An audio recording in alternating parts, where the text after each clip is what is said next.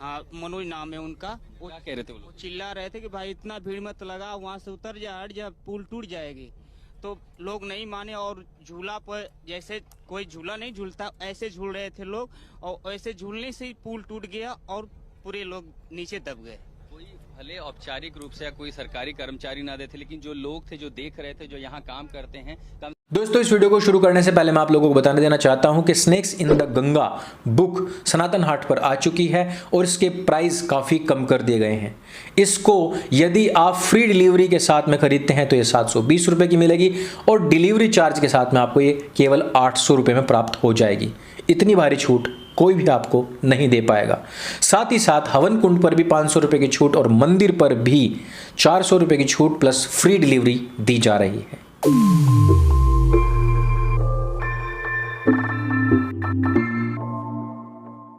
नमस्ते दोस्तों, आप सबका एक बार फिर से स्वागत है आपके अपने YouTube चैनल सत्य सनातन में। गुजरात के मोरबी में एक बहुत ही दर्दनाक घटना घटित हुई है।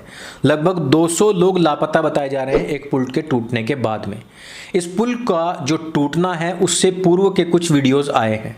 इस पर हम चर्चा करेंगे और बात करेंगे और हम जानने की कोशिश करेंगे कि इसके पीछे किसकी साजिश हो सकती है। गुजरात के अंदर चुनाव आने वाले हैं और चुनाव से पहले काफ़ी सारे नेताओं ने बहुत सारे बयानात दिए हैं। उनसे जोड़ते हुए 200 लोगों के लापता या फिर कहिए कि मृत्यु के पीछे कौन अपनी गंदी राजनीति चमका रहा है, हम इसका भी विश्लेषण करेंगे। अब से तकरीबन 43 साल पहले 1979 में इसी नदी के बांध के टूटने पर तकरीबन 25,000 लोगों ने अपनी जान से हाथ धोया था। तकरीबन हजारों जानवर इसमें बह गए थे जिनकी मौत हो गई थी। इंदिरा गांधी जब यहाँ पर पहुंची थी तो अपने मुंह को रुमाल और कपड़े से ढक करके पहुंची थी। आज की तारीख में यदि देखा जाए तो उस समय पर कौन काम कर रहा था? लोगों की लाशों को उठा करके उनका ससम्मान अंतिम संस्कार करने के लिए आरएसएस के कार्यकर्ता लगे हुए थे। उस दौरान के दोनों फोटो आप लोग यहाँ पर देख सकते हैं किस प्रकार से आरएसएस के लोग उस समय पर भी लगे हुए थे लोगों की जान बचाने के लिए, लेकिन इंदिरा गांधी उस समय पर भी मुंह पर कपड़ा ढक करके पहुंची थी। जिसके बाद में अब यह दूसरी घटना है। यह जो पुल है तकरीबन 150 साल पुराना अंग्रेजों के कार्यकाल का बताया जाता है। इस पुल के टूटने से जस्ट पहले कुछ लोग इस पुल को जोर जोर से धक्का दे करके हिला रहे हैं। ये कोई पहला अवसर नहीं था कि इस पुल पर सैकड़ों लोग इकट्ठा हुए हों या उन्होंने मौज मस्ती की हो, लेकिन इसको सुनियोजित तरीके से अंजाम देने का षड्यंत्र क्यों बताया जा रहा है? एक दिन पहले ही यानी कि 30 तारीख को एक घटना घटित होती है। ठीक एक दिन पहले ही आम आदमी पार्टी का एक नेता ट्वीट करता है और वो कहता है कि कल के दिन 2 बड़े धमाके होने वाले हैं। इन धमाकों के पीछे क्या मंशा है, इस ट्वीट के पीछे क्या मंशा है, इसकी जांच हो रही है। लेकिन उन लड़कों को देखिए जो इस पुल को एक साथ एक रिदम में हिला रहे हैं। इसके तुरंत बाद पुल जो है वो धड़ाम से गिर जाता है क्योंकि एक तरफ का जो लोड है वो संभल नहीं पाता और एक तरफ की जितनी भी सपोर्ट्स हैं सारी धड़ाम से टूट जाती हैं। अब आप खुद सोच सकते हैं कि राजनीति को चमकाने, गुजरात को एक घटिया मॉडल दिखाने के लिए कौन लोग लालायित हैं। वो लोग भी हो सकते हैं जो इस समय पर भागम भाग खेल रहे हैं, या वो लोग भी हो सकते हैं जो हर चीज़ के लिए उत्तर प्रदेश की सरकार, नरेंद्र मोदी, योगी को ही जिम्मेदार ठहराने के प्रयासों में लगे हुए हैं। आम आदमी पार्टी के नेता संजय सिंह कह रहे हैं कि जो लोग यमुना जी में झाग देखने के लिए दिल्ली में टूरिज्म कर रहे थे वो लोग मथुरा में क्यों नहीं पहुंच रहे हैं। मथुरा में भी यमुना जी के अंदर इसी प्रकार के झाग दिख रहे हैं, लेकिन क्योंकि वहां पर उत्तर प्रदेश में योगी आदित्यनाथ जी की सरकार है, इस वजह से वहां पर लोग नहीं जाएंगे। इनको सिर्फ और सिर्फ दिल्ली दिखाई देता है क्योंकि दिल्ली के अंदर अरविंद केजरीवाल जी की महान सरकार कार्य कर रही है। इस प्रकार के बहुत सारे इमोशनल कार्ड्स पहले भी आम आदमी पार्टी के नेता लोग खेल चुके हैं।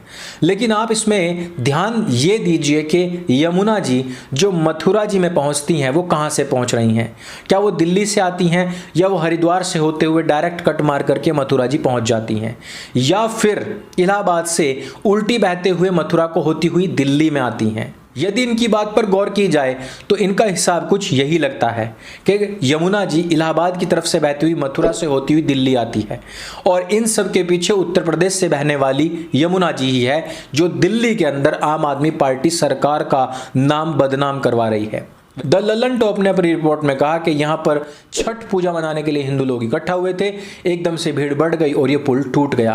अर्थात छठ पूजा को बदनाम करने का कार्य द ललन टॉप बखूबी यहाँ पर कर जाता है, क्योंकि उसके भी जो मानने वाले, चाहने वाले, पढ़ने वाले हैं वो भी आंख मूंद करके विश्वास करते हैं। ठीक उसी प्रकार से जिस प्रकार से एक आपटार्ड को नहीं समझाया जा सकता कि यमुना जी के अंदर झाग केजरीवाल की वजह से हैं, ना कि मथुरा जी की वजह से हैं।